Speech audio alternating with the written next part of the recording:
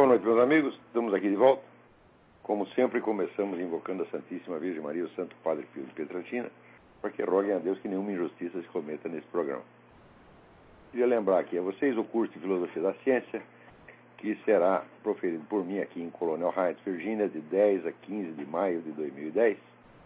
Contatos para informações e inscrições com o senhor Eduí, telefone 041 9974 4443 ou 041 3527 0987 ou pelo e-mail edui.ferro@uol.com.br. O meu filho Luiz Gonzaga Carvalho, o Gugu, estará ministrando proximamente um curso que será uma leitura comentada do livro De Anima, sobre a alma, de Aristóteles. Informações e inscrições com Lucas Leandro, pelo telefone 013 8811 9387 ou pelo e-mail lucasleandro@uol.com.br. Também queria chamar a atenção para vocês para novos materiais que foram colocados esta semana no site Seminário de Filosofia, principalmente um debate sobre moral que eu tive com o Frei Carlos Josafá, na PUC de São Paulo, e que foi transmitido na época pela TV Educativa. É um debate extremamente interessante. E, do meu modo, estamos colocando lá o máximo de material que nós podemos, de cursos que eu proferia 10, 15 anos atrás. Esse material está finalmente sendo todo recolhido e colocado lá. Depois eu quero dizer mais algumas coisas sobre o Seminário de Filosofia. Mas, por enquanto, também queria chamar a atenção para um novo site que está no ar, feito pelo meu aluno Felipe Miguel. É um site noticioso, mais ou menos na base do Drudge Report, onde vocês poderão ler todas as notícias que estão sendo omitidas pela grande mídia nacional. Quando você somar no fim do ano, você vai ver que foi enciclopédia da ocultação. Está tudo desocultado lá. O site é www.breviarium.com.br. Parabéns, Felipe Miguel, por essa excelente iniciativa. Não é um site de comentários, é um site noticioso. Então, ele é renovado diariamente, tem novidade lá. Também tem mais 2 cursos aqui que eu queria lembrar. Os cursos serão dados em Porto Alegre. Um é o curso As Armadilhas da Lei, que será dado pelo economista e colunista do Mídia Sem Máscara, José Nivaldo Cordeiro. O link para o programa do curso é um pouco complicado aqui, mas olha, www.expressãodesign, tudo junto, expressãodesign.com.br/EMKT/UmanidadesArm_lei.html. Como tem a gravação desse curso, eu não vou repetir, depois vocês ouvem a gravação lá. É claro que ninguém pode anotar com essa velocidade, mas na gravação vocês pegam esse endereço direitinho. E o segundo é o curso de Simbolismo e Cosmologia Tradicional, que será dado pelo meu filho Luiz Gonzaga Carvalho Neto, o Gugu. Informações e inscrições com André, pelo telefone 051 9361 9884 ou pelo endereço de e-mail cursopoa@gmail.com.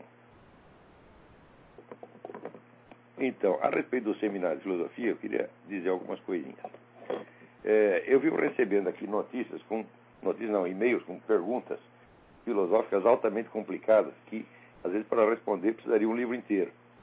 E justamente para preparar as pessoas para que elas obtenham por si próprias essas respostas ou para que as encontrem no próprio curso, é que eu criei o Seminário de Filosofia e fizemos um projeto de tal maneira que, havendo ali um grande número de alunos, nós podemos cobrar um preço ridículo, que é o Seminário de Filosofia custa R$30 por mês e o curso, seminário mais o curso, custa 50. Isso é ridículo, até o pessoal do FOB Zero pode pagar isso. Não tem curso mais barato no Brasil, tá certo? Então, eu sugiro às pessoas que me mandam essas perguntas que se inscrevam lá, pô. Quer dizer, a gente está fazendo o melhor que pode para tentar formar uma nova geração de intelectuais brasileiros que daqui 10 ou 15 anos possa sanear o ambiente restaurar no Brasil o senso do que é a verdadeira vida intelectual, acabar com essa palhaçada, com essa empulhação, com essa vigarice, tá certo? Que foi implantada aí e que, na qual os intelectuais servem apenas como cabos eleitorais ou propagandistas de um partido de merda que está nos governando. Né? Algumas pessoas aqui me perguntam o que eu acho da candidatura Mário de Oliveira. Tá certo? Eu acho o seguinte, eu acho que qualquer candidato que não seja esquerdista, é nele que eu voto. É óbvio. Tá certo? E, além disso, esse Mário de Oliveira, ele não tem realmente nenhum compromisso com essas organizações que estão aí no poder. É um cara que está limpo. E se a opção é entre um candidato comunista e outro socialista, então eu prefiro outro que não é nenhuma coisa nem outra. Então fica aí a instrução, meu filho. O Brasil tem solução. Vote no negão. Tá entendendo? Não dá outra. Não dá outra. Vote no negão. Vai funcionar. Tá certo? Melhor do que o Lula, mas é óbvio que vai ser melhor do que o Lula. Mas qualquer coisa é melhor do que o Lula. Eu, na presidência da República, seria melhor do que o Lula. Eu que não sou capaz de gerenciar um posto de gasolina, eu, na presidência da República, seria melhor do que o Lula. Tá certo? Então, olha aqui, pelo menos não exporia o Brasil a esses vexames como o Lula expôs aqui essa semana. Os exilados cubanos de Miami invadiram o consulado do Brasil, né, protestando contra essa atitude indecente, imoral, obscena do nosso presidente, que fica lá puxando o saco de Raul Castro, né, e posa até ao lado da estátua do arcebispo Oscar Romero. É um arcebispo comunista, arcebispo filha da puta, você está entendendo? E é um excomungado de merda, tá certo? Que ele foi assassinado justamente porque ele defendia essas coisas que estão lá em Cuba. Tortura, prisão em massa, ele queria tudo isso, gostava de tudo isso, o filho da puta. E até hoje é tido como mártir, porque foi assassinado. Tá certo? Agora, esse camarada que estava na prisão essa semana, Orlando Zapata Tamayo, o que ele fez? Ele não pegou nada de errado, ele um dia falou mal do governo, ponto. Foi lá condenado a 40 anos de prisão por causa disso, exatamente como aconteceu com Orlando Valadares. Orlando Valadares não foi nem isso. Deram uma plaquinha para ele grudar ele trabalhava na repartição pública, aliás, tudo lá era repartição pública. Deram uma plaquinha puxando o saco do governo para ele botar em cima da mesa, ele não quis botar, pronto. Foi condenado a 40 anos de cadeia por causa disso. Tá certo? Agora, esse Orlando Zapata, ele fez lá uma greve de fome, e os caras falaram, a greve de fome, ótimo, menos um para a gente alimentar. Tá certo? Não tem comida mesmo nessa merda. Tá certo? Então, o que acontece? Como aconteceu já com 97 pessoas que fizeram greve de fome em Cuba, mora de fome. É muito simples. O que o governo faz dentro da greve de fome? O cara não quer comida, a gente não dá comida para ele. Eles acham excelente. Quer dizer, esse é o tratamento que os prisioneiros políticos recebem em Cuba. E o pessoal da oposição cubana lá implorando por uma audiência com Lula para falar com ele, porque ele diz que ele é o defensor dos direitos humanos, etc, etc. Ele nem te liga para os caras, ficou lá puxando o saco, chupando a pica do Raul Castro, porra! Isso é o que vocês chamam de presidente, tá certo? Olha, o Lula, eu vou dizer pela milionésima vez, o Lula é cúmplice, tá certo, desse genocídio que está havendo no Brasil, de matar 50 mil brasileiros por ano, porque isso aí quase tudo vem do narcotráfico, e narcotráfico no Brasil é Farc. A Farc domina o narcotráfico no Brasil. Por quê?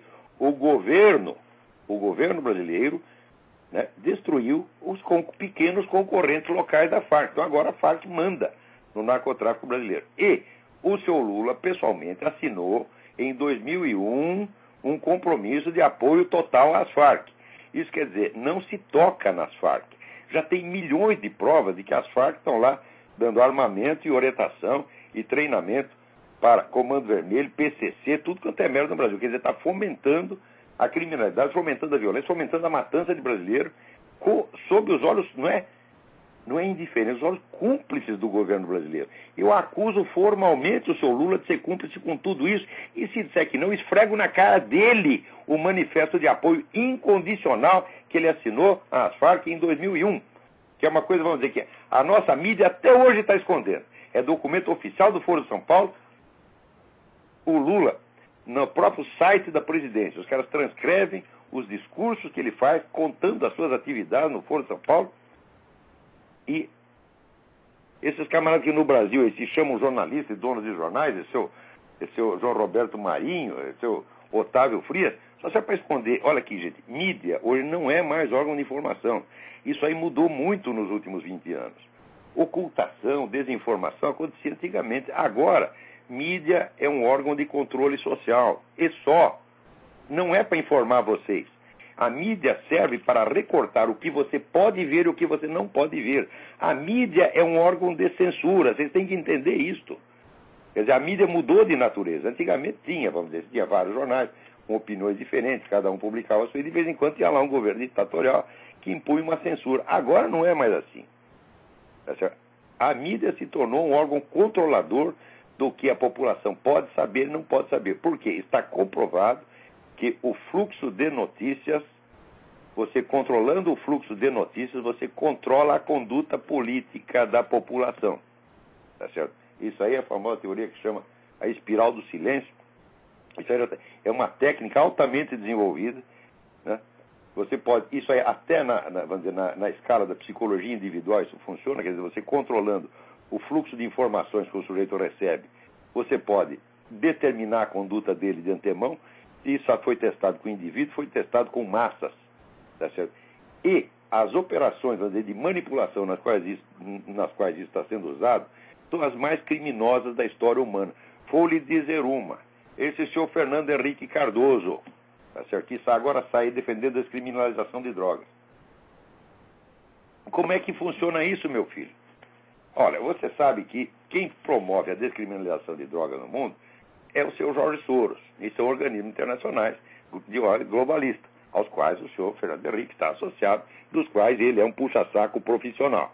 Tá certo? E, por outro lado, quem financia Fórum Social Mundial e toda essa esquerda revolucionária latino-americana? Financia, ajuda e dá apoio imediato. Esta mesma turma globalista. Então estão, como sempre, operando com duas mãos. Você coloca lá um fantasma para assustar todo mundo, tipo Farc, que sai matando gente, né, e faz tráfico ilegal, etc, etc. E daí quando está todo mundo assustado com isso, daí vem o outro lado. Quer dizer, você está cansado da pancada, né? É que nem o ratinho de Pavlov, está cansado do choque. Agora nós vamos oferecer um queijinho. Qual é o queijinho? O queijinho é o seguinte: nós temos que legalizar o tráfico e as Farc, elas têm que se transformar num partido político legal. Então isso quer dizer que essas 30 mil pessoas que as Farc mataram, todo essa imensidão de crimes que eles fizeram, tá certo? Destruindo a juventude latino-americana durante 40 anos, vai ser premiado com a transformação deles não só num partido político legal, mas numa empresa legalmente constituída, que vai ganhar dinheiro a rodo e vai conquistar facilmente a presidência da República, onde quer que esteja. Então, essa é uma operação, vamos dizer, de duas mãos, gente. Um assusta e daí vem o outro, né? Um dá lá uma tapa, o outro dá aqui o docinho. E o senhor Fernando Henrique está dando o docinho. Essa história de que, quando o Lula diz, olha, nossa, a Farc, ela tem que parar de fazer violência, ela tem que se transformar num partido político legal. Ele está fazendo de conta que ele quer parar com a violência, mas na realidade, violência ou não é indiferente para ele. O que importa é que as Farc estejam no poder. E como o potencial militar das Farc já foi esgotado, elas já viram que elas não conseguem, dentro da Colômbia, elas não conseguem sair daquela pequena região de 2% do território que eles ocupam, tá certo? Eles estão militarmente derrotados, cercados, tá certo? Então agora o negócio é mudar a regra do jogo, quer dizer, militarmente nós nos ferramos, então vamos passar para a luta política, vamos fazer um upgrade, como a guerrilha brasileira fez. Agora terminou a guerrilha, virou tudo partido político e agora estão no poder, tá certo? Então isso aí chama-se teoria do pé na porta. Pé na porta é o seguinte: quando você faz uma exigência, é uma teoria psicológica desenvolvida no Instituto Tavistock de Londres, sob a direção do famoso psicólogo Kurt Lewin. Chama-se técnica de pé na porta. É assim, você pede para uma pessoa, olha, me empresta R$1.000, o cara fala, não tenho. Então, me dá vintão. Na verdade, você queria só os vintão. Daí o cara dá. 82% das pessoas cedem a isto.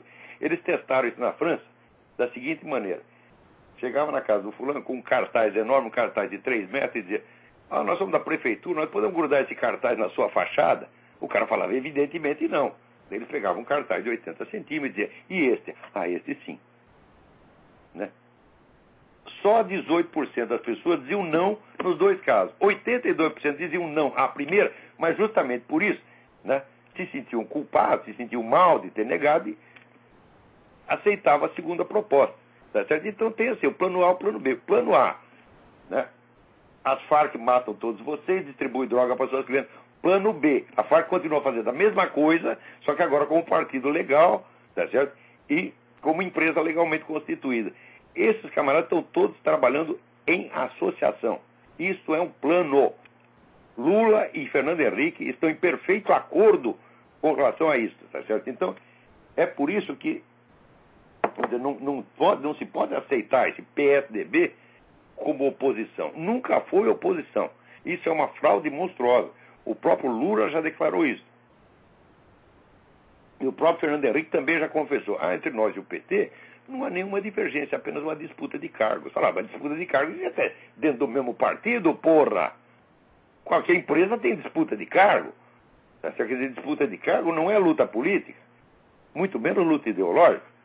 Então, isso aí é uma macro-organização com várias faces, PT, PSDB, PSOL, né? E assim por diante. É tudo a mesma coisa. Quer dizer, o que eles fizeram foi criar várias organizações de modo a repartir entre si, repartir entre as organizações da esquerda o monopólio do poder.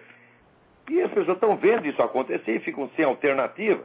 Como só tem esquerdista para votar, acabam votando esquerdista. Então é por isso que eu acho excelente esse surgimento da candidatura Mário Oliveira. A pessoa vem e fala, mas ele tem isso, tem aquilo. Fala, não interessa, o cara não está dentro desse esquema esquerdista, então já é mais que suficiente. Pelo menos, como voto de protesto, vale.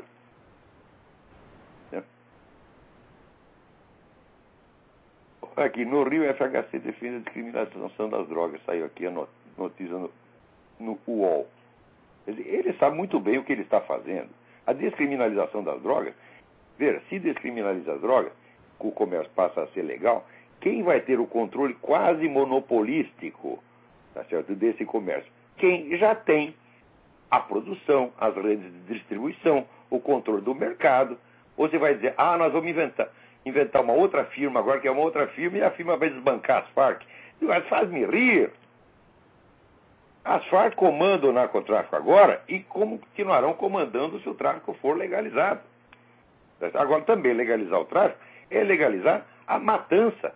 Milhares de pessoas que morrem por causa de droga todo ano. E dizer, não, mas nós vamos controlar. Eu digo, é? Como é que você vai controlar as Farc? Agora que elas terão o comércio legal, por que elas não vão continuar tendo o comércio ilegal também? Por exemplo, no Brasil ainda não é proibido vender cigarro. Cigarro é um comércio legal. As ruas não estão cheias de cigarro contrabandeado? Quem disse que a existência de um comércio legal impede a existência de um comércio ilegal? Né? Também não é ilegal vender armas. E, no entanto, você tem um imenso comércio ilegal de armas 100 vezes maior. Quer dizer que a descriminalização vai acabar com o tráfico ilegal, essa é uma mentira. O Fernando Henrique sabe que está mentindo. Eu não vou dizer, senhor presidente, o senhor está enganado. Vou dizer, Fernando Henrique, você é um mentiroso, salafrário, vigarista, como sempre foi. Você e o Lula, os dois. E eu não moderaria essa linguagem se tivesse os dois na minha frente. Porque eles sabem que não tem vergonha na cara. Essa gente não tem honra, essa gente não tem espinha dorsal. Mas são todos cagões, não tem um valente lá. Quer dizer que o Lula é o cara valente? O Lula nunca correu um risco na vida. O único risco que ele correu é mexer com o torno mecânico. O torno mecânico era mais inteligente que ele, comeu o dedo dele, porra. Né? Agora, por torneiro mecânico, o Mário Oliveira também foi torneiro mecânico, porra, e não perdeu nenhum dedo. Né? É isso que ele diz. Ele é de origem pobre que nem o Lula e tem uma formação até melhor que a do Fernando Henrique. O cara é formado em engenharia e em direito. Tá certo? E trabalhou na Suíça, trabalhou no Quênia, trabalhou em vários lugares no mundo, é um cara que tem experiência. Quer dizer, esse é o total desmascaramento desse mito que o Lula não estudou porque não tinha dinheiro, coitadinho. Eu também era coitadinho, eu nasci pobre pra caramba, gente. Eu falo, minha família passou dificuldades imensas. Tá certo? Agora eu vou ter dó do filho da puta porque não quer estudar. Ele não estudou porque não quer, porque é vagabundo! Vagabundo! Isso que você é, porra! Tá certo? Agora, burro ele não é, ele tem aquela astúcia demoníaca, que quando ele não tem inteligência, a inteligência é um dom de Deus, mas quando não tem, ele pede para o diabo um substituto, que é a capacidade de mentir, de trapacear. Isso o Lula tem, e o Fernando Henrique também tem. Tá certo?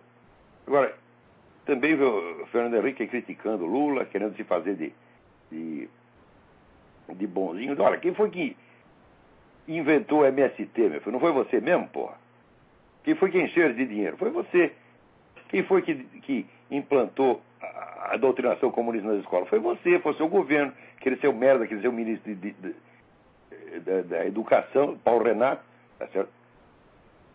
E o problema do Brasil, gente, não é de fato a direita e a esquerda. O problema é que é muito baixo nível, porra. E o Brasil não foi civilizado ainda, entendeu? Tem uma amiga minha que diz assim, olha, onde nasce a bananeira não floresce a civilização. Eu acho que ela tem razão, tá entendendo?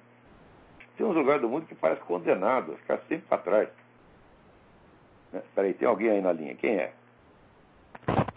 Alô? Quem é? Olá, tudo bem? Luiz Guilherme. Quem é? Luiz Guilherme, tudo bem? Luiz Guilherme, tudo bem?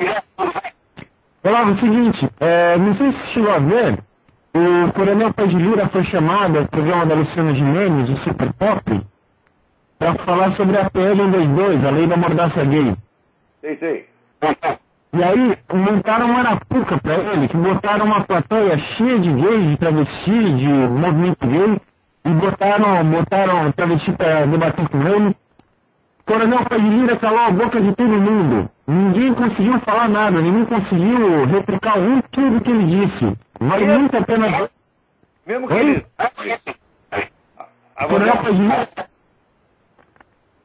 Coronel Paz de Lira calou a boca de todo mundo. A tese dele deles é que 2 mais 2 dá 5. Mas vale muito a pena ver o vídeo, ver como ele cala a boca de todo mundo. O pessoal não tinha como retrucar. Se procurar Paz de Lira, Super Pop no YouTube, aparece o vídeo. Vale muito a pena ver. Tem o vídeo? Aonde que tem o vídeo? No YouTube. Só procurar por Paz de Lira, Super Pop. Paz de Lira, Super Pop. Ótimo.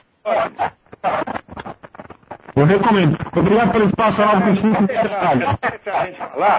A gente ganha todos os debates, porque esse pessoal só vem na base da mentira, da falsificação, da empulhação, e levando a claque. Que nem aquele merda do debate comigo no Rio, também levou a claque, não adiantou nada. Fudeu de verde e amarelo no debate. Ela tentando provar que foi mais coisa assim. Então, Geraldo, muito obrigado. Fique com Deus. Deus abençoe o seu trabalho. Obrigado. Essa ligação estava horrível, mas deu para entender. Né? Debate entre o pai de Lira. Nós temos um debate sobre a legislação da mordaça gay. Embora o pessoal do movimento gay levasse a sua claque inteira, o pastor da plateia, papaiá, para não deixar o sujeito falar, o pai de Lira ganhou o debate. Por quê? Porque ele está dizendo o óbvio, né? Agora aqui, me chega através de um site blig.ig.com.br a notícia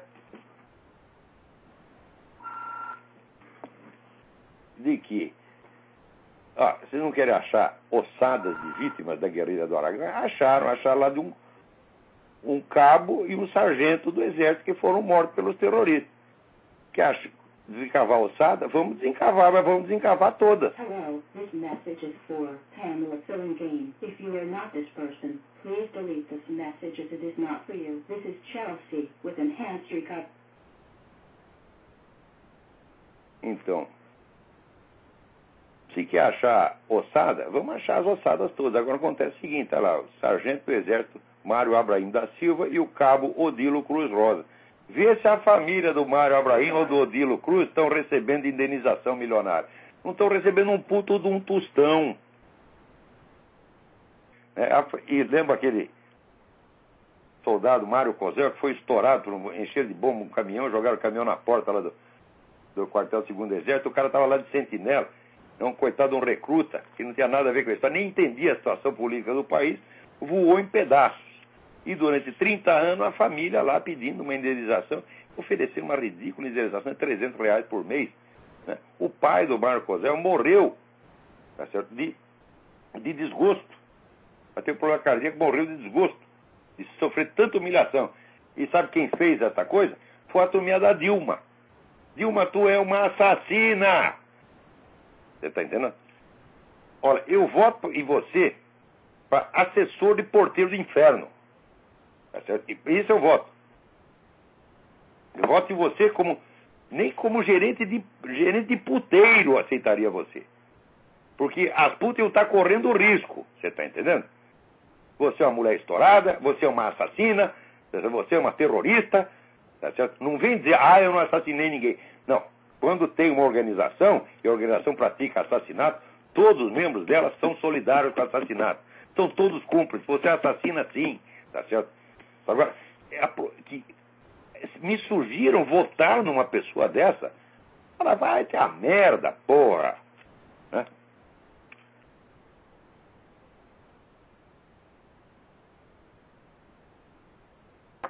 Agora, tá aqui.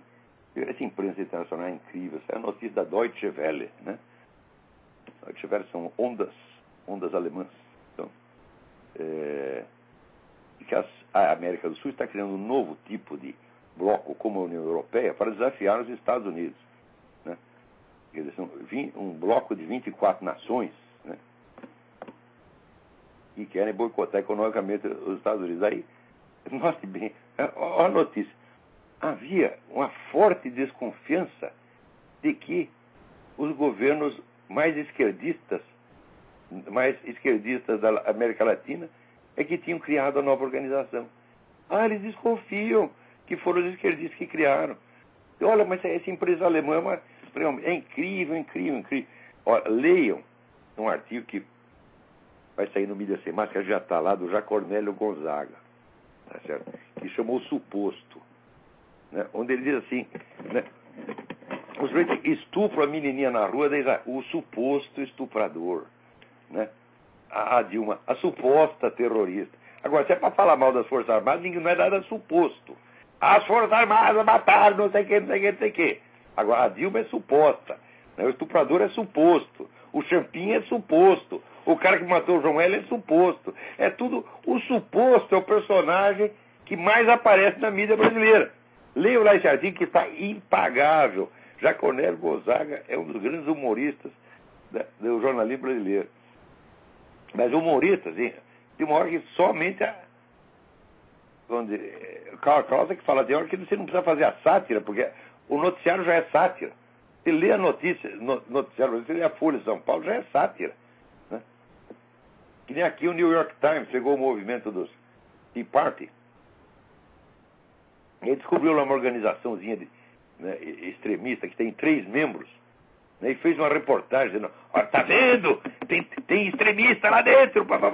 Aliás, aqui nos Estados Unidos está surgindo uma onda, nos anos 60, 70, né, aquele cretino do Bill Buckley, que era um escritor excelente, escritor maravilhoso, e sob certo aspecto uma personalidade muito interessante, muito bonita, mas que politicamente eu acho uma besta, né, ele teve a ideia de reprimir, de excluir do movimento conservador o que ele chamava de extremistas. Extremista era a John Birch Society. A John Birch Society, que tem lá a revista New American, a John Birch Society só dava informação sobre o movimento comunista. Né? E, curioso, hoje, na época, excluir os caras parecia uma boa ideia. Por quê? Porque eles estavam falando coisa inconveniente demais, estavam pegando mal. Então, o William Buckley sugeriu que o movimento conservador encostasse, botasse esse cara na gaveta, tá entendendo? E botaram, calaram a boca do John Birch Society, né? Eles deixaram de ser pessoas decentes, não se pode mais falar deles nos ambientes decentes, foram marginalizados. Na época pareceu uma boa ideia, só que hoje, relendo as coisas que a John Birch Society publicava naquele tempo, hoje, depois da abertura dos arquivos de Moscou, a gente sabe que era tudo verdade, porra! Então, o que o Buckley fez? Ele ajudou a tapar a boca de quem estava contando a verdade. Resultado, 2 ou 3 gerações de americanos não sabem o que se passou aqui, não tem uma ideia correta da própria história, não tem uma ideia correta das dimensões do movimento comunista, e agora estão se ferrando. Na hora pareceu bonito, porque agora o movimento conservador, né, vai aparecer, vai dar um show de bom mocismo, nós aqui não falamos mal de ninguém. Só que esse negócio, vamos dizer, de policiar a linguagem, querer parecer... Regras de polidez são um instrumento de opressão dos mais eficientes que existem. Outro dia eu recebi aqui a mensagem de um jornalista que disse o seguinte: olha, mandei para uma revista tal um artigo no qual eu acusava alguns líderes conservadores, que se fazem de conservadores, mas que quando nos estados que eles governam, eles favorecem políticas abortistas, políticas gaysistas, etc, etc. Então eles estão traindo o movimento, evidentemente. Daí o cara da revista respondeu o seguinte: as suas opiniões são extremadas e elas vão fazer muitos dos nossos leitores se sentirem desconfortáveis. Está entendendo? Quer dizer, agora você não tem que dizer a coisa porque é verdade, você tem que dizer porque é confortável. E isso está sendo imposto de uma maneira cada vez mais cínica. Quer dizer, fica lá em cima uma elite que na verdade é violenta, né, violenta, maligna, mentirosa, manipulador, mas todas se fazendo de coitadinho. Eles são todas, né, alminhas juvenis, alminhas virginais, que qualquer coisa, eles ficam magoadinhos. Olha, vai deixar os leitores desconfortáveis. Ai, não pode. Mas que coisa nojenta, meu Deus do céu. Se a gente não reagir contra isso, olha, daqui a pouco você vai ter que só pode escrever assim, né, receita de comida, né, proposta de reportagem sobre spa, né, regime de emagrecer. Aliás, por exemplo, tem o site da American Online, que 80% da American Online é isso aí. Né? É um provedor de merda, um dos piores provedores aqui. Eu, infelizmente, uso a American Online faz muitos anos, tá certo? E tá todos os meus negócios arquivados lá, então fica difícil mudar, mas... Peraí, tem mais alguém na linha aí. Alô? Alô, quem é?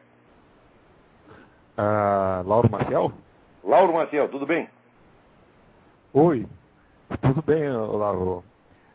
Parabéns pela tua iniciativa aí, esses programas que tu faz e tal. E eu queria colocar algumas coisas aqui, algumas questões aí para se estender sobre elas, né? Primeiramente, eu procuro ser meio otimista com relação ao Brasil, porque por uma questão pessoal, assim, né? Mas eu acho, nesse sentido, que a pregação tua, as coisas que tu deixa escritas, teus livros e tal, são mais importantes do que a vitória eleitoral do PT. Porque eu acho que isso é uma coisa que tu deixa registrado e que, de qualquer maneira, as ideias são mais importantes do que as questões políticas, elas acabam florescendo com o tempo. Então, isso sem dúvida, o registro da verdade é o que vai ficar historicamente. O PT, exatamente, a fase, passará como um peido, mas o que eu estou fazendo vai ficar. A minha obra, exatamente, a minha obra pedagógica vai ficar. Por isso que eu acho bem interessante isso que tu faz. Com relação ao Fernando Henrique, eu sou simpático a ele. E eu acho que assim, ele não seria tão pernicioso quanto o PT, porque ele procurou reformar as instituições. Ele deixou um legado institucional que eu acho interessante. Isso não é o caso do PT, que eu acho que ele está procurando desfazer esse legado de instituições, de agências reguladoras e tal. E uma coisa também positiva... O Fernando Henrique é um presidente 1 milhão de vezes melhor do que o Lula. Isso aí não tem a menor dúvida. E ele também, mas ele não é batedor de carteira. Ele não rouba. Agora essa turma do Lula, meu Deus do céu. Você entra lá no Palácio do Planalto, você toma cuidado da sua carteira, porra. Né? Isso aí já não pode acusar o Fernando Henrique. Nem o Itamar Franco, que nunca roubou um palito de fósforo. Tá certo? E com relação a, por exemplo, essa tua pregação, não sei se é ofensivo esse termo, mas com relação ao teu discurso, né?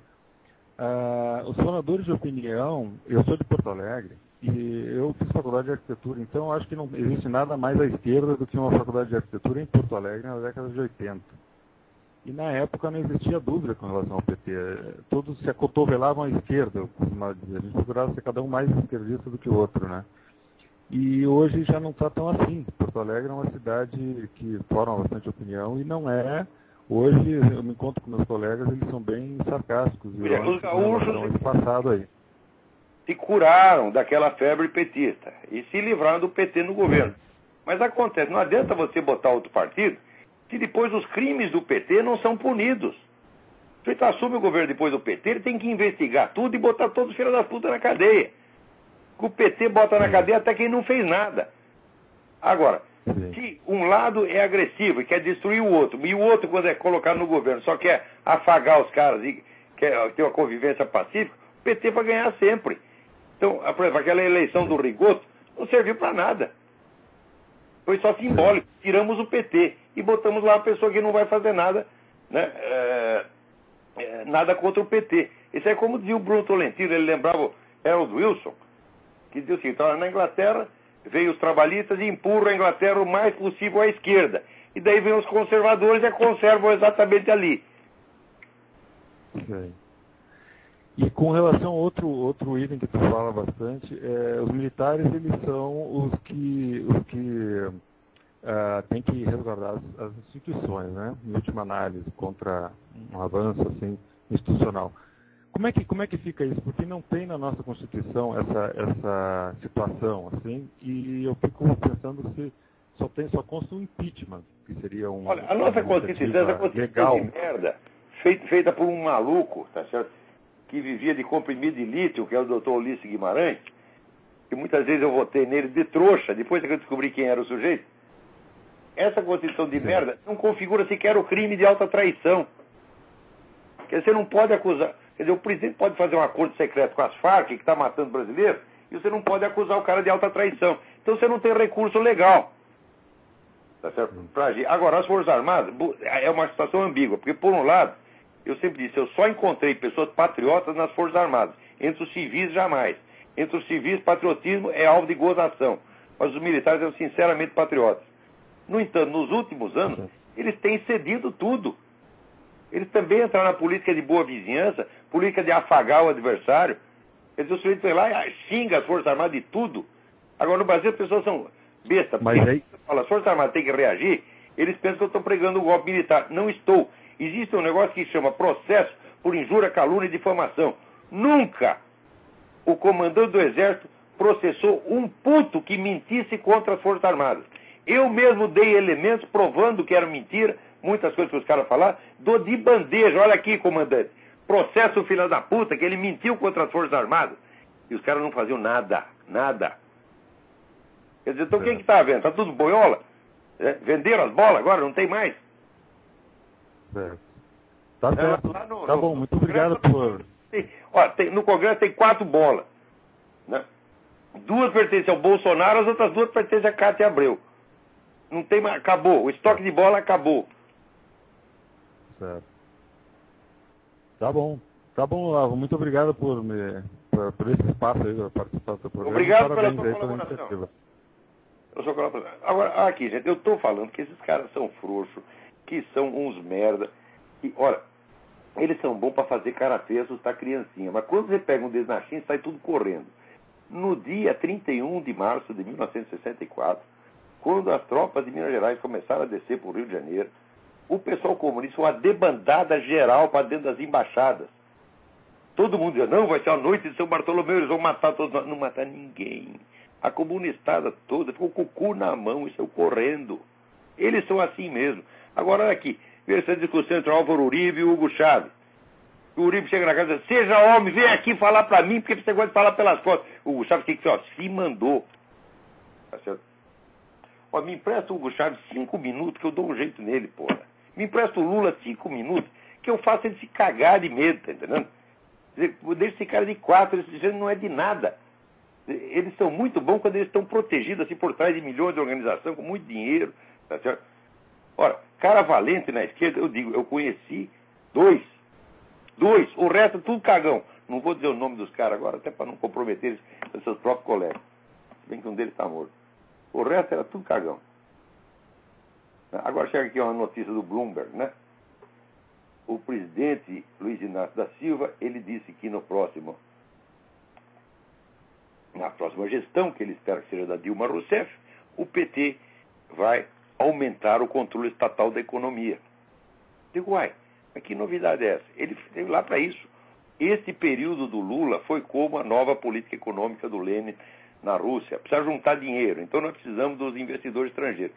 Então o que faz? A gente afaga os caras e deixa o estrangeiro contente com a gente, ao mesmo tempo em que a gente vai internamente construindo o esquema de poder monopolista do partido. Que, na verdade, nós temos um partido único com várias denominações, incluindo o PSDB. Tá certo? Então, duas eleições que nós tivemos são festivais de esquerdismo, campeonatos de esquerdismo, e ainda tem, olha, o Fernando Mitre, né, que foi meu chefe no Jornal da Tarde, era um cara que eu até respeitava como profissional, dentro de uma eleição que só tinha candidato esquerdista, era o campeonato esquerdismo, cada um, não, eu sou mais esquerdista que você, eu sou a esquerda autêntica.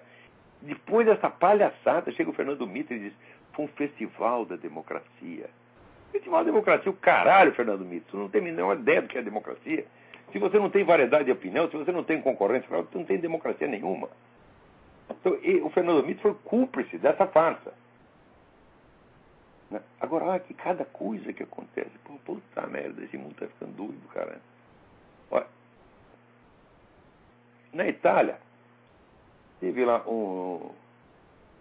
uns funcionários do Google que permitiram colocar no Google um videoclipe que mostrava uma agressão. Um garoto, coitadinho, um garoto deficiente mental, e com síndrome de Down, tá certo? Sendo atacado vilmente por um grupo de estudantes, batendo no moleque. Né? Então os caras botaram aqui denunciando aquilo. Quem foi punido? Os agressores? Não. Os funcionários do Google. Foram mandados para a cadeia. Olha aí o que é a nova ordem da União Europeia. É isto, meu filho. Você denuncia um crime, você vai para a cana. Porra. Né? Agora aqui também. Pega outro negócio, acho que é do Spiegel. Pô, quem fica me telefonando aqui na hora do programa? Vamos telefonar pra puta que os pariu, porra. O que é isso? Sabe que tem uma notícia aqui no UOL. Né? O UOL adora essas coisas. Número de casos de abusos sexuais cometidos pela Igreja Católica. Olha aqui, cometidos pela Igreja Católica. Continua subindo na Alemanha. Isso aqui é o caso de processo. Não tem arcebispo aí em São Paulo? Você tem abuso sexual cometido pela Igreja Católica ou dentro da Igreja Católica por pessoas que são inimigas da Igreja. Você não vai dizer que esse pessoal, vamos dizer, estuprador, que nem esse cara do Legionário de Cristo, o tal filho da puta do Maciel, que esses caras são a Igreja Católica. Né? Quer dizer, isso é a mesma coisa que um funcionário lá da Folha de São Paulo rouba um dinheiro, quer dizer, um roubo cometido pela Folha de São Paulo. É esse o critério com que você escreve. Ô, Otávio Frias, tu não tem vergonha nessa sua cara, porra? E você é um dos grandes culpados pelo que está acontecendo no Brasil hoje. Agora fica aquele merda, aquele Instituto Milênio, convidando o cara para falar de democracia e liberdade de opinião. Pô, o que é isso, porra? Você sabe perfeitamente que muitas coisas ali, crimes praticados contra prisioneiros políticos em Cuba e na China, você sabe que muitas vezes você noticiou, porque eu fui te encher o saco, eu te enchia de e-mail 24 horas por dia, e no fim você noticiava a coisinha só para não dizer que não noticiou. Mas você sabe que você gosta de esconder os crimes da esquerda, tá certo? E contra aquilo que você não gosta, como na Igreja Católica, por exemplo, você usa esse tipo de linguagem. Abusos sexuais cometidos pela Igreja Católica. Agora, para não dizer aqui que estou facilitando as coisas para essa turma do Vaticano, é o seguinte, se está aumentando o número de casos, a culpa é de vocês, porque vocês não investigam em profundidade, e pior, vocês assumem a culpa, que é exatamente o que esses filhos da puta querem. Né? Se a igreja pede desculpa por causa de que um criminoso desse fez, ela está assumindo, está ajudando a retórica da Folha de São Paulo. Que direito tem um cardeal, um arcebispo, um papa de pedir desculpa em nome da igreja por um crime cometido contra a igreja? Você não tem esse direito, mesmo que seja papa. Tá? Um santo não tem o direito de fazer isso. Ele não tem o direito de jogar sob as costas da igreja, como instituição, o crime cometido contra ela. Ninguém tem esse direito. Agora, fica se fazendo de bonzinho, quer dar demonstração de bom mocismo, perante, vamos dizer, uma elite midiática de gente anticristã, de inimigos da igreja. Você quer puxar o saco de inimigos da igreja? Porra, o que é isto? Então vocês estão apanhando, mas merecem apanhar. Note bem, na semana passada eu já mencionei aquele estudo do Alexis de Tocqueville sobre a Revolução Francesa, onde diz como é que a opinião pública francesa, que era 100% cristã, 100% católica, mudou de ideia do dia para a noite. Ela mudou de ideia por quê? Porque a cúpula da Igreja Católica decidiu não se defender dos ataques e fazer de superior. O que vem de baixo não me atinge. Né?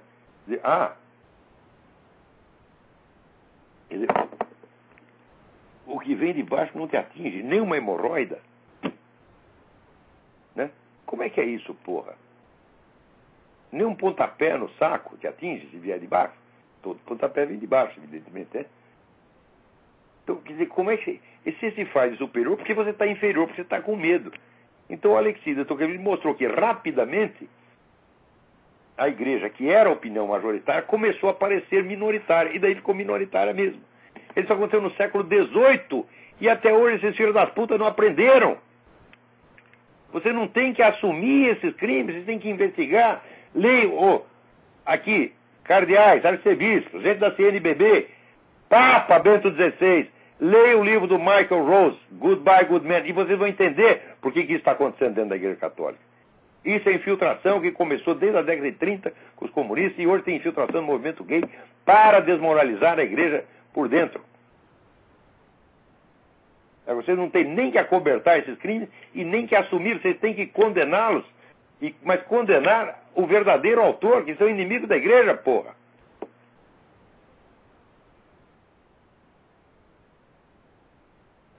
Agora, o que a revista Newsweek traz uma notícia de que descobriram um complexo de templos religiosos na Turquia, muitíssimo anterior às pirâmides do Egito, e muitíssimo anterior a qualquer sinal de civilização na área. Preste atenção. O culto religioso, ele não é um elemento que surge dentro da civilização. Ele precede a civilização. Ele cria e funda a civilização. Essa tese do velho Friedrich von Schelling, o maior dos filósofos alemães depois de Leibniz. Ele dizia isso, olha, a religião funda a civilização. Ela delimita o campo de possibilidades da civilização. Então está aqui já. Né? Ele também era a tese do grande historiador Fustel de Coulanges, historiador francês Fustel de Coulanges, autor da Cidade Antiga. Leia lá a Cidade Antiga. Ele vai demonstrar para você que a origem, né, fundamento de Roma, era o culto religioso, sobretudo os cultos funerários. Aí tem mais alguém aí na linha. Alô? Alô, quem é? É Leandro, de Petrópolis. Leandro, tudo bem? Tudo bem? Eu queria perguntar se o senhor acha que a Igreja Católica errou ao permitir a investigação científica sobre a idade do sudário de Turim. Mas ela proibiu? Que eu saiba, isso foi investigado. Ao permitir. Eu perguntei se a Igreja errou ao permitir essa investigação. Não errou, não. Deve ser investigado. Por quê? Mas... No começo, os primeiros caras que investigaram, eles disseram, não, isso aí é do século 9, 10, etc, etc.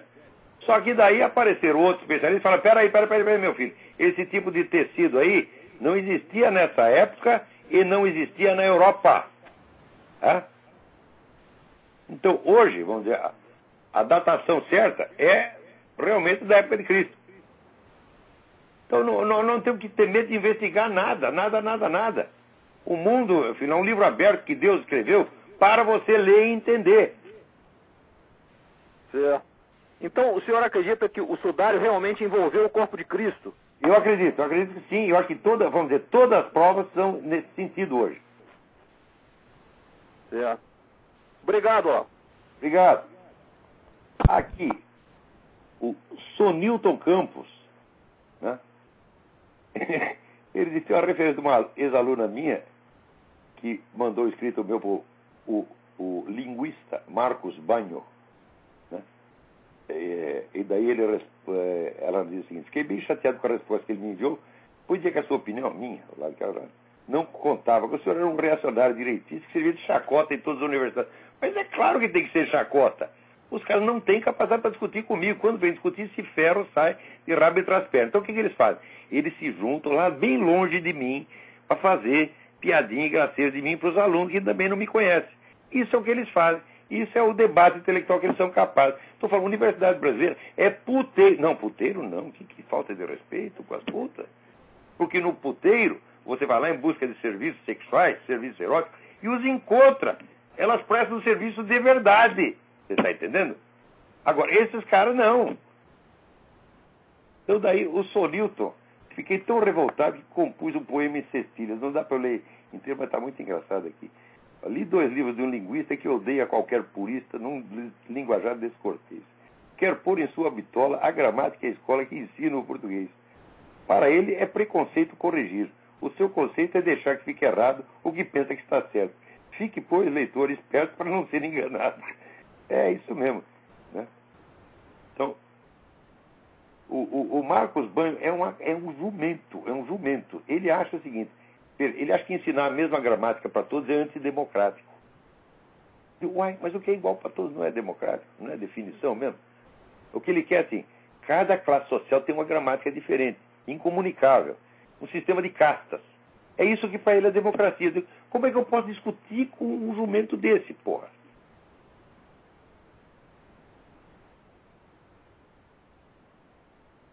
Aqui, recebo aqui da Ana Prudente um chamado para que as pessoas prestem atenção no que está dizendo o padre Paulo Ricardo.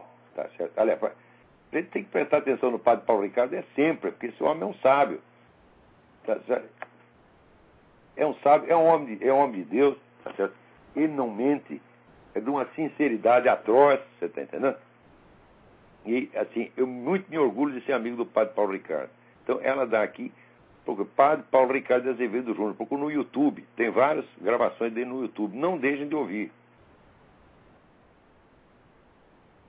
Agora, aqui, os Estados Unidos são um país realmente surpreendente, porque você vê que está tudo acabado aqui. Também os vídeos. Peraí. Os meus no vídeo. Eu estou fazendo propaganda dos outros aqui, esqueço de mim mesmo. Os vídeos do padre Paulo estão todos no Mídia Sem Máscara também, porra. Não precisa ir no YouTube, não. Vai lá no Mídia Sem Máscara, você. Aqui eu recebo do Don Hank, que é um tradutor aqui, um homem talentosíssimo aqui dos Estados Unidos, uma notícia de que vários estados americanos, vendo, né, esses planos econômicos birutas do Obama, eles já estão afirmando, né, a sua soberania, e dizendo que eles não vão entrar. E aqui a Constituição americana permite isso. Quer dizer, entre outros estados, né, Montana e... Peraí, Montana como é? Montana e Utah já estão preparando declarações de que, olha, nós não estamos submetidos à política econômica federal, vão à merda, nós temos nosso próprio plano econômico. E você que se dane. Tem estado aqui que já está até propondo, né, introduzir as moedas de ouro como moeda circulante. Por quê? Porque os caras estão destruindo o dólar. Você quer destruir o dólar? Destrua o seu dólar. No meu tu não vai mexer. Né? Tem coisa surpreendente aqui nos Estados Unidos. Viu? A gente nunca pode imaginar os Estados Unidos pelo que você lê no New York Times, pelo que vê na CNN. Eu mesmo, no final do livro Jardim das Aflições, eu cometi alguns erros de análise da situação americana. Por quê? Porque eu só conhecia um lado da coisa. Eu pensava que tudo aqui já era politicamente correto, que os caras já dominavam tudo. Foi só depois que eu mudei para cá que eu fui ver o tamanho da resistência conservadora a essa gente. É um negócio imenso, enorme. E que, na verdade, a maior parte da população aprova. A maior parte da população aqui é conservadora, sim. Só votou no Obama porque o Obama os enganou. Ele veio com aquela conversa moderada, boazinha, etc, etc. No primeiro dia que ele subiu lá, o que ele fez? Soltou uma verba de 5 bilhões para a Acorn, a ONG que tinha espalhado título falso para elegê-lo. No primeiro dia, porra! Né? Agora o próprio Don Hank pergunta, né? Olha, aqui nós temos na presidência um sujeito que é nitidamente pró-islâmico. Pró-islâmico não, isso é eufemismo. Ele é empregadinho da Arábia Saudita, quem é que não sabe, porra? A Arábia Saudita pagou toda a carreira dele. Né? Quer dizer, o sujeito é suspeito até prova em contrário. Né? E agora o único canal de TV conservador que tinha, os árabes já compraram ações, que é a Fox News. Qual é o próximo passo? Né? Eu vou dizer qual deveria ser o próximo passo. próximo passo deveria ser tirar esse sujeito da presidência. Você está acusando de tudo que ele tem feito. Porque ele não está nem escondendo mais. Quer dizer, o favorecimento dele a terrorista é um negócio impressionante. Eu já fiz dar direitos civis, você trata um terrorista estrangeiro, um inimigo em guerra, como se fosse um cidadão do seu próprio país. Hã? Que é isso, porra? Né? Peraí, tem mais alguém aí na linha. Então, alô, quem é? Fale rápido que está acabando o nosso tempo. Olá, Vel, José de São Paulo, tudo bem? José, tudo bem? Primeiro, te parabenizar pelo curso de filosofia, está fantástico. Estou acompanhando um pouco atrasado, mas está excelente. Obrigado. Só uma notícia, falando de religião, como você está. Eu recomendo o site apelosurgentes.com.br.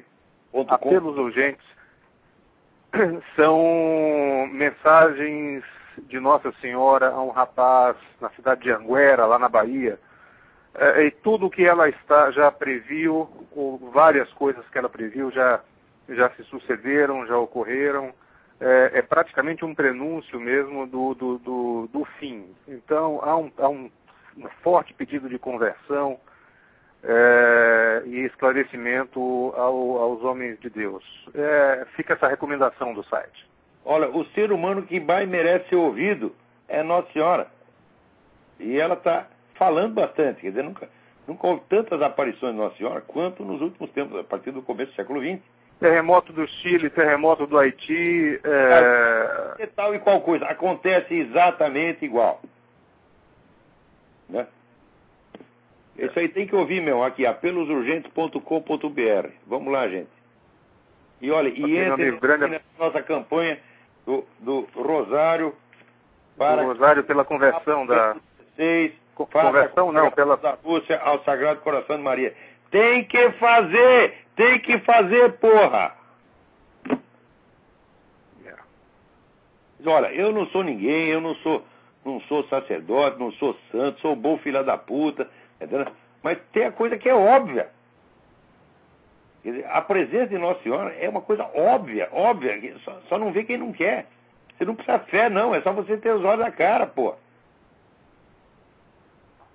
Então é isso aí. Olha, peraí, tem mais uma pessoa aqui, vamos ver se dá tempo. Fale rápido. Alô? Alô, quem é? É o Lauro de novo, Olavo. Oi. Olavo, tu poderia discorrer sobre a situação, a filosofia do Nietzsche no nazifascismo? Qual a importância que tem? Assunto interessantíssimo. Agora nós temos 2 minutos. O que eu vou falar do Nietzsche? Eu sei o seguinte, só para dar uma informação. Adolf Hitler sabia várias obras inteiras de Nietzsche de cor. Como é que vai dizer que não influenciou? Claro que influenciou. Embora o Nietzsche fosse o seguinte, o Nietzsche era tudo menos um nacionalista alemão. Ele odiava alemão, ele gostava de francês. Mas, tirando esse lado nacionalista, a concepção, vamos dizer, do ser humano é idêntica no nazismo e no Nietzsche. Não tem como negar isso aí. Agora, cá entre nós, Nietzsche como filósofo, Nietzsche é um filósofo para adolescente, tá entendendo? É assim, esse filósofo que impressiona moleque. Agora aqui queria terminar esse programa com uma nota triste, o falecimento do meu amigo, o ex-reitor da Universidade Nacional de Brasília, José Carlos Almeida Azevedo. Foi PhD em Física, professor do MIT, um dos homens de maior capacidade no Brasil. E, sobretudo, foi um combatente. Escreveu excelentes artigos, né? centenas de artigos da mais alta importância sobre a falsificação da ciência no mundo. Então aí, que Deus receba, né? E com esta nota encerramos o nosso programa essa semana. Muito obrigado, até a semana.